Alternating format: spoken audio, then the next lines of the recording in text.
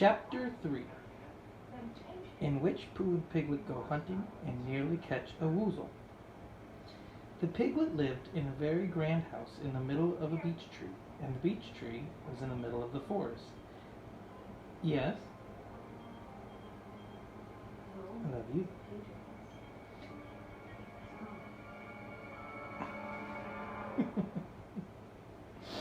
And the piglet lived in the middle of the house. Next to his house was a piece of broken board which had Trespassers W on it. When Christopher Robin asked the piglet what it meant, he said that it was his grandfather's name, and had been in the family for a long time. Christopher Robin said you couldn't be called Trespassers W, and Piglet said yes, you could because his grandfather was, and it was short for Trespassers Will, which was short for Trespassers William, and his grandfather had had two names in case he lost one. Trespassers after an uncle, and William after Trespassers.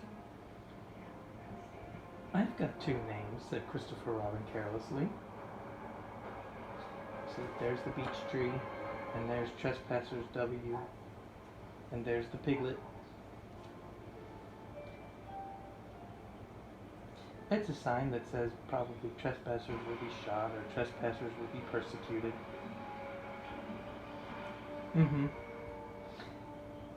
Well, there you are, that proves it, said Piglet. One fine winter's day, when Piglet was brushing away the snow from in front of his house, he happened to look up, and there was Winnie-the-Pooh. Pooh was walking round and round in a circle, thinking of something else. And when Piglet called to him, he just went on walking. "Hello," said Piglet. "What are you doing?" "Hunting," said Pooh. "Hunting what?" "Tracking something," said Winnie-the-Pooh very mysteriously. "Tracking what?" said Piglet, coming closer. "That's just what I ask myself. I ask myself, what? What do you think you'll answer?" "I shall have to wait until I catch up with it," said Winnie-the-Pooh. "Now, look there," he pointed at the ground in front of him. "What do you see there?" "Tracks," said Piglet. "Paw marks." He gave a little squeak of excitement.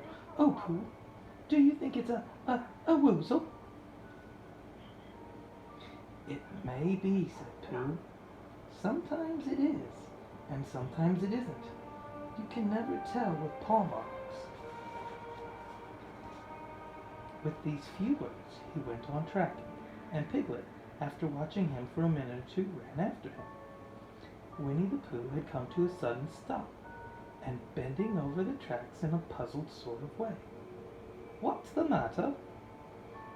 "It's a very funny thing," said Bear, "but there seems to be two animals now. This, whatever it was, has been joined by another, whatever it is, and the two of them are now proceeding in company. Would you mind coming with me, Piglet, in case they turn out to be hostile animals?"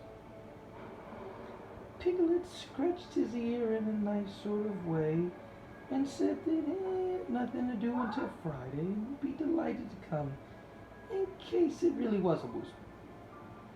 "You mean, in case it really is two woozles," said Winnie-the-Pooh.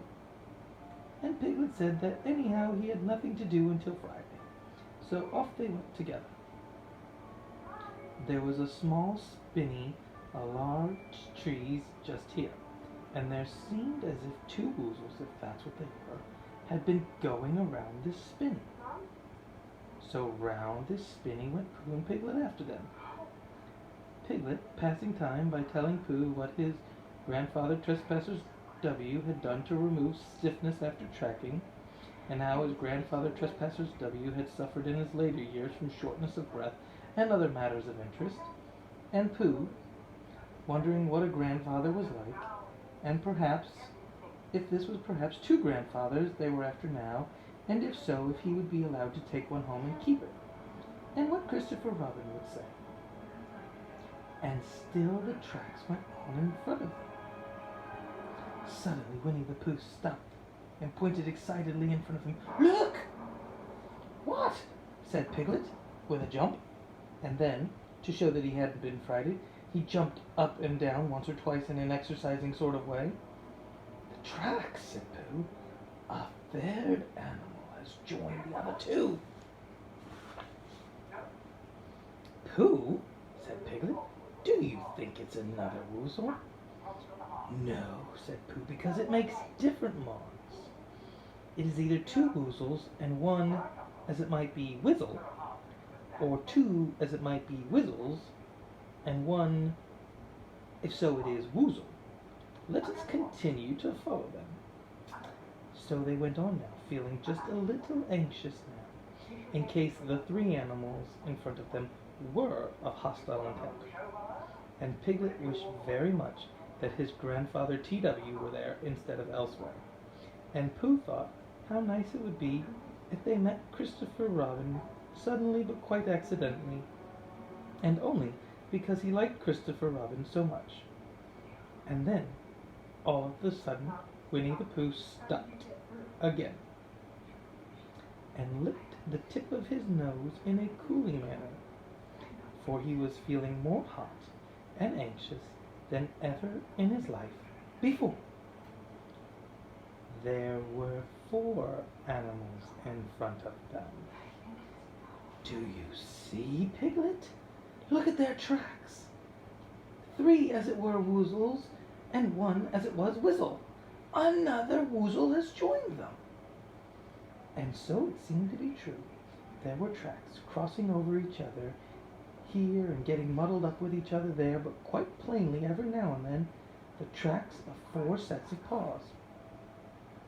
"I think," said Piglet, when he had licked the tip of his nose too, and found that it brought very little comfort, "I think that I have just remembered something. I have just remembered something that I have forgotten to do yesterday, and I shan't be able to do tomorrow, so I suppose I really ought to go back and do it now." "We'll do it this afternoon, and I'll come with you," said Pooh. "It isn't the sort of thing you can do in an afternoon," said Piglet quickly. "It's a very particular morning thing. It has to be done in the morning, and if possible, between the hours of, what would you say the time is, Pooh?" "About 12, said Winnie-the-Pooh, looking at the sun. As I was saying, between the hours of 12 and 12:05. So really, dear old Pooh, if you'll excuse me, what's that?" Pooh looked up at the sky, and then, as he heard the whistle again, he looked up into the branches of a big oak tree, and he saw his friend. "It's Christopher Robin," he said. "Ah, then you'll be all right," said Piglet. "You'll be quite safe with him. Goodbye." And he trotted off home as quickly as he could, very glad to be out of all danger again. Christopher Robin came down slowly from his tree. "Silly old bear, what were you doing? First you went round the spinney twice by yourself, then Piglet ran after you, and you went round together, and then you were going round a 4th time. Wait a minute," said Winnie-the-Pooh, holding up his paw.